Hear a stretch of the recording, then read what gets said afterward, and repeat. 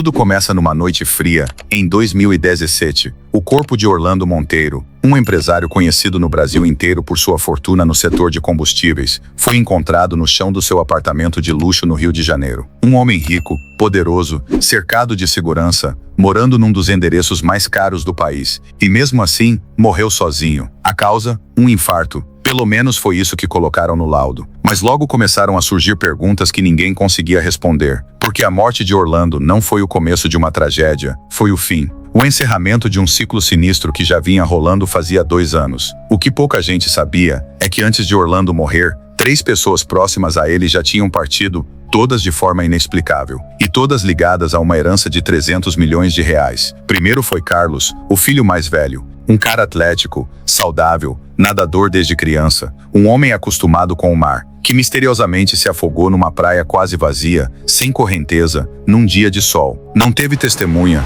não teve câmera, não teve ninguém para explicar. A morte foi tratada como acidente, mas ficou mal explicada. Depois foi Ana, a filha do meio. Jovem, discreta, bem-sucedida, nunca teve envolvimento com drogas, nem histórico de depressão. E mesmo assim, apareceu morta no próprio quarto com uma suposta overdose. Outra vez, sem testemunhas, sem vídeo, sem prova. Outra vez, o caso foi encerrado sem muito esforço. A terceira morte foi ainda mais chocante. Laura, esposa de Orlando, caiu da varanda do apartamento. O motivo, segundo o inquérito, desequilíbrio. Mas a varanda tinha proteção, vidro alto, tudo reforçado. E mesmo assim, ela teria se jogado ou tropeçado. Mais uma vez, ninguém viu, ninguém gravou, ninguém investigou a fundo. 3 mortes, 3 tragédias, 3 perdas seguidas que, se fossem isoladas, talvez não levantassem suspeita. Mas tem um detalhe que muda tudo. Todas essas pessoas estavam diretamente ligadas ao testamento de Orlando, e todas tinham direito a uma fatia enorme da fortuna. E aos poucos, foram saindo do caminho. Foi aí que veio o golpe final. 3 dias antes de morrer, Orlando foi até um cartório de confiança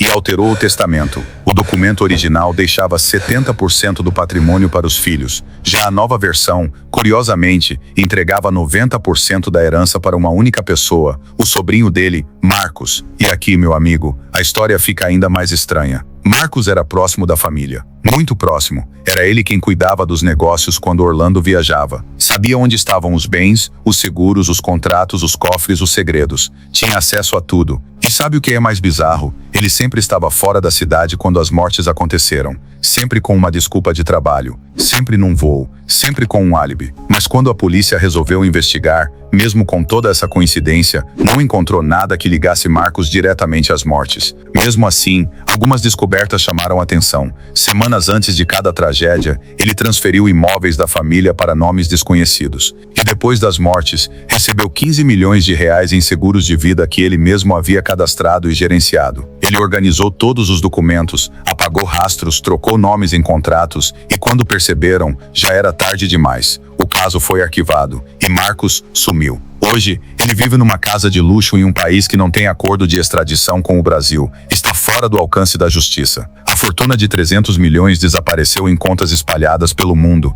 e até hoje ninguém conseguiu provar nada. Nenhum mandado, nenhuma denúncia, só silêncio. Mas pensa comigo, como alguém perde o pai, a tia, os primos e termina milionário. Será que isso tudo foi só azar? Ou alguém estava por trás, movendo as peças com calma, frieza e inteligência? Será que a justiça não viu, ou escolheu não ver? Essa é uma daquelas histórias que a gente ouve e fica com um nó na garganta, porque não tem final feliz, não tem justiça, não tem resposta, tem só perguntas e um monte de coincidências que não fazem sentido. E o mais assustador é saber que isso pode estar acontecendo em outras famílias sem ninguém perceber. Agora me diz, você acredita em coincidência? Ou acha que isso foi um plano maquiavélico feito para eliminar qualquer obstáculo no caminho de uma herança milionária? Comenta aí embaixo. Quero muito saber o que você pensa. Foi acidente ou foi armação? Justiça ou jogada de mestre? E se você curte esse tipo de história, de bastidor, de mistério, de casos reais que o sistema tenta enterrar, já se inscreve no canal,